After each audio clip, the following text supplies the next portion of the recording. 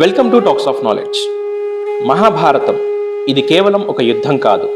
ఇది సత్యం, ధర్మం, న్యాయం, భక్తి, జ్ఞానాలను ఈ సమస్త మానవ జాతికి బోధించినటువంటి ఓ అమూల్య గ్రంథం. అన్ని వేదాల యొక్క మహిమను ఒక్క చోటున చేర్చినటువంటి సారస్వత సింహాసనం ఈ మహాభారతం. అందుకే ఋషులు దీన్ని పంచమ వేదంగా అభివర్ణిస్తారు. ధర్మక్షేత్రే కురుక్షేత్రే. మహాభారత యుద్ధం కేవలం యోధుల మధ్య జరిగినటువంటి రణరంగం మాత్రమే కాదు, అది మానవ జాతి చరిత్రలో ఉండేటువంటి నిత్య సత్యాలను బోధించినటువంటి ఆధ్యాత్మిక గ్రంథం. ఈ మహాభారతంలో వెలుగుతున్న ఒక చిన్న జ్వాల, కానీ ఆ జ్వాలని తరువాతి తరాలకు ధర్మాన్ని జ్వలింపజేసింది. ఆ జ్వాల పేరే అభిమన్యుడు. మహాభారతంలో చాలా మంది వీరులు, శూరులు ఉన్నారు, కానీ అన్ని సందర్భాల్లో చాలా మంది చావుకు వెనకడుగు వేసిన వారే ఉన్నారు. ధర్మరాజు ద్రోణుడికి, అర్జునుడు మరియు భీముడు కర్ణుడికి భయపడ్డ సందర్భాలున్నాయి. కానీ మహాభారతం మొత్తం ఉన్నటువంటి ఈ వీరుడు మాత్రం తాను వెళ్ళేది చావుకు ఎదురని తెలిసినా కూడా అస్సలు వెనకడుగు వేయలేదు. కౌరవ మహాసేన మొత్తం కలిసి పోరాడినా కూడా అతన్ని ఏమీ చేయలేకపోయాయి. చివరికి అతన్ని చంపడానికి కర్ణుడు, ద్రోణాచార్యుడు అవినీతి యుద్ధం చేయాల్సి వచ్చింది. పద్మవ్యూహం అనగానే మనకు టక్కన గుర్తొచ్చే పేరు అభిమన్యుడు. కేవలం 16 సంవత్సరాల యవ్వనంలో యుద్ధరంగంలోకి అడుగుపెట్టినటువంటి ఓ బాలుడు తన సాహసాన్ని ఏ విధంగా చూపాడు? అసలు అభిమన్యుడు ఎవరు? పద్మవ్యూహం ఏమిటి? ఎవరైనా దాని లోపలికి వెళితే అంత సులువుగా ఎందుకు బయటికి రాలేరు? అభిమన్యుడు పద్మవ్యూహంలో చిక్కుకుపోయి మరణం అంచున పోరాడుతూ ఉన్నా కూడా శ్రీకృష్ణుడు అతన్ని ఎందుకు కాపాడలేకపోయాడు అనేటువంటి ఇంట్రెస్టింగ్ అంశాలను ఈ వీడియోలో చూద్దాం. ఛానల్కి కొత్తగా వచ్చిన వారు ముందుగా ఛానల్ని సబ్స్క్రైబ్ చేసుకోండి. ఇంక పదండి వీడియోలోకి వెళ్దాం. అభిమన్యుడు అర్జునుడి కుమారుడు. ఒకరోజు అర్జునుడు తన భార్య అయినటువంటి సుభద్రతో తన వీరోచిత పోరాటాల గురించి చెబుతూ ఉండగా సుభద్ర ఒక్కసారిగా, మీ పోరాటాల గురించి, మీ పరాక్రమం గురించి అన్ని విషయాలు నాకు తెలుసు, కానీ తెలియని విషయం ఒకటి చెప్పండి అని అంటుంది. అప్పుడు అర్జునుడు, సుభద్ర, ప్రపంచంలో ఎంత గొప్ప సైన్యాన్నైనా ఓడించగలిగినటువంటి ఓ గొప్ప వ్యూహం ఉంది. అది కేవలం నాకు, నా గురువైనటువంటి ద్రోణాచార్యులకు మాత్రమే తెలుసు. అదే పద్మవ్యూహం అని దాని గురించి చెబుతూ ఉండగా సుభద్ర గర్భంలో ఉన్నటువంటి అభిమన్యుడు ఆ పద్మవ్యూహ రహస్యాలను వింటూ ఉంటాడు. అప్పుడే అది గమనించినటువంటి శ్రీకృష్ణుడు సుభద్రను నిద్రలోకి జారుకునేలా చేస్తాడు. దీంతో పద్మవ్యూహంలోకి ఎలా వెళ్లాలో మాత్రమే అభిమన్యుడికి తెలుస్తుంది. ఇక కురుక్షేత్ర యుద్ధానికి వద్దాం. కురుక్షేత్ర యుద్ధం యొక్క 10వ రోజు భీష్మ పితామహుడు అంపశయ్య మీదున్నప్పుడు దుర్యోధనుడు కర్ణుడిని తన సైన్యాధ్యక్షుడిగా ఉండమని కోరతాడు. కానీ దానికి కర్ణుడు తిరస్కరిస్తాడు. దుర్యోధనుడు ద్రోణాచార్యుడికి ఆ పదవినిస్తాడు. ద్రోణుడు ఎలాగైనా కురుక్షేత్ర సంగ్రామాన్ని ముగించడానికి అద్భుతమైనటువంటి ఓ వ్యూహాన్ని రచిస్తాడు. ఆ వ్యూహం 7 వలయాలతో కూడి ఉంటుంది. ఆ వ్యూహాన్ని ఛేదించడానికి లోపలికి వెళ్ళడం అసాధ్యం. ఒకవేళ వెళ్ళినా తిరిగి రావటం అసాధ్యం.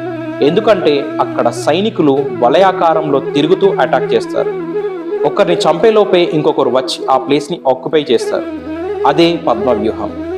దీన్ని ఛేదించడం ద్రోణుడికి తప్ప కేవలం ఇంకో 3 మాత్రమే సాధ్యమవుతుంది. వారే శ్రీకృష్ణుడు, అర్జునుడు, శ్రీకృష్ణుడు కుమారుడైనటువంటి ప్రద్యుమ్నుడు. ప్రద్యుమ్నుడు ఎలాగూ డైరెక్ట్గా యుద్ధం చేయడు. అందుకే కృష్ణుడు, అర్జునుడు లేని సమయాన్ని చూసి పద్మవ్యూహాన్ని అమలు చేస్తాడు. పద్మవ్యూహాన్ని అమలు చేయడంతో చాలా మంది పాండవ సైన్యం చనిపోతుంది. అప్పుడు ధర్మరాజు బాధతో, అర్జునుడు వచ్చేలోపు సైన్యం అంతా నశించేలా ఉంది, పద్మవ్యూహాన్ని ఛేదించే వారే లేరా అని అడుగుతాడు. అప్పుడు పాండవులందరూ నిశ్శబ్దాన్ని పాటిస్తారు.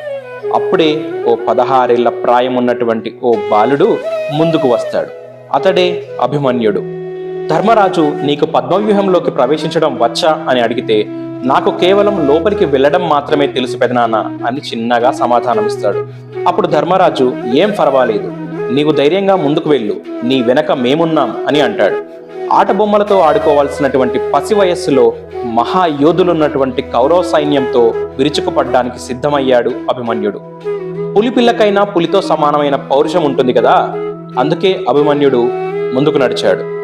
అభిమన్యుడు యుద్ధం చేస్తూ ముందుకు వెళ్ళగా ఒంటరిగా పద్మవ్యూహంలో చిక్కుకున్నాడు.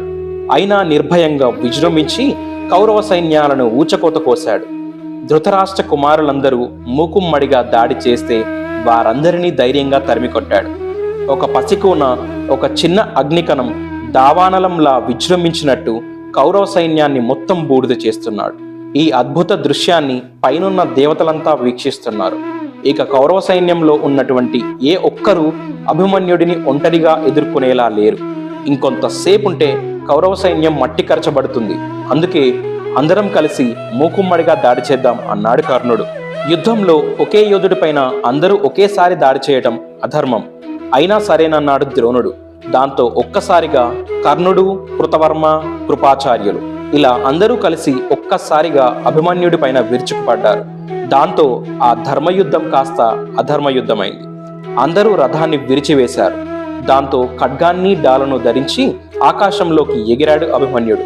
మిగతా పాండవులు లోనికి వద్దామంటే వారిని బయటే సైంధవుడు అడ్డుకున్నాడు.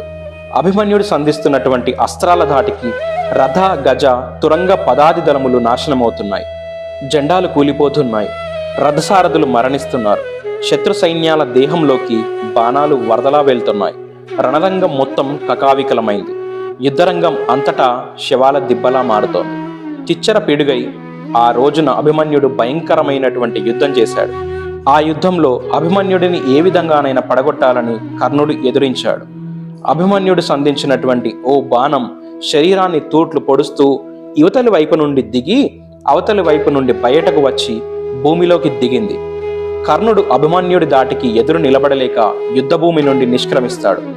కౌరవులందరూ ఎడతెరిపి లేకుండా సంధిస్తున్నటువంటి బాణాల వర్షంతో అభిమన్యుడి యొక్క దేహం జల్లెడలా చేశారు.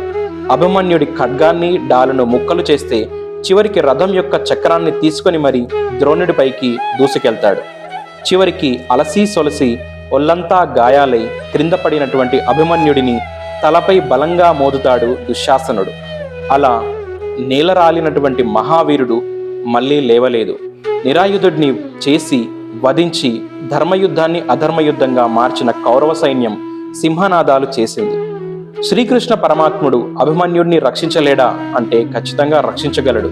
కానీ అప్పుడు శ్రీకృష్ణ పరమాత్ముడు సాక్షాత్ ఆ దైవస్వరూపం కాబట్టి కర్మధర్మం నడవవలసిందే. అభిమన్యుడి జీవితం ఒక త్యాగం. అది ధర్మానికి బీజం వేయడానికి మాత్రమే.